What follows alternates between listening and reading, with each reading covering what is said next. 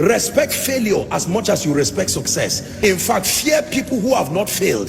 They are too innocent to counsel you.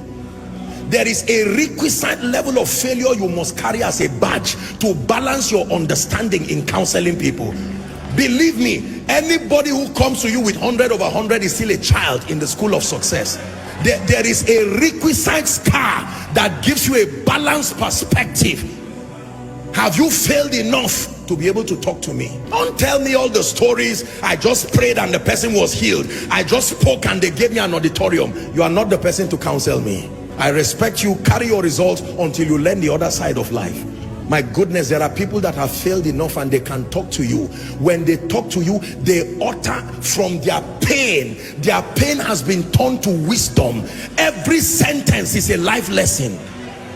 A woman who tells you, I have been barren for 10 years. Now God gave me 3 sets of twins.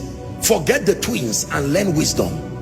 Don't just respect crowns, respect scars.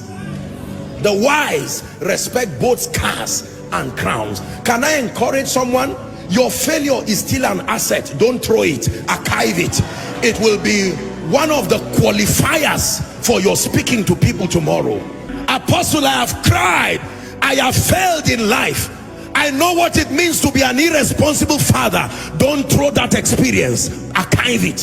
One day you will use from that wisdom and mentor an arrogant young man who thinks life is so easy. Most times when we are starting out in life, because of the leverage of prayer, the prophetic, or generally life just playing games with you, you can believe life is so easy and you are wondering, so why are people crying like this? I just got married and 3 months it's been so rosy. In fact, my wife is the best thing that has happened to me. And you go online and embarrass yourself. And someone who has been married for 15 years is saying, may God help you. After 2 years, you just turn and start saying life is unpredictable. All these unwise things that people do. Do not just respect those who have succeeded alone. Respect those who have failed. Not everybody fails. Respect those who have failed. Failure is an asset when you can turn it to power. Paul said, let no man trouble me. It is not only anointing that I have, there are scars. Gentlemen, don't just look for those who live in mansions. Go and look for mama and let her teach you the secret of happiness in a hut. There is something you need to learn, because the money you think will come from the mansion, you will be surprised. You don't know the depression and the drugs that surround those mansions. Sometimes you need to learn from both a king, but you need to learn from the slave that is in his palace. There is something the slave can tell you that even the king does not know. The slave is the one who cleans the palace. He knows what he has seen there. Why will the Lord speak to a young virgin through an angel and says, Mary, you are highly favored? And the next thing that follows that woman is pain, controversy. There was nothing in the life of Mary that I have seen that looked like favor. An angel comes from heaven and says, you are highly favored.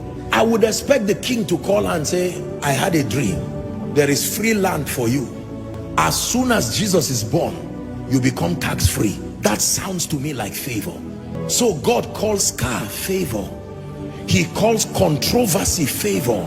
He calls pain favor. Why would you say a woman is high? God is speaking to someone. Don't listen, you may cry, but don't be embarrassed about your failures again. There is something about the speaking of God, that until you are at your lowest moment, there is something about the voice of God you cannot hear. There is a pain requirement to hear certain things about God.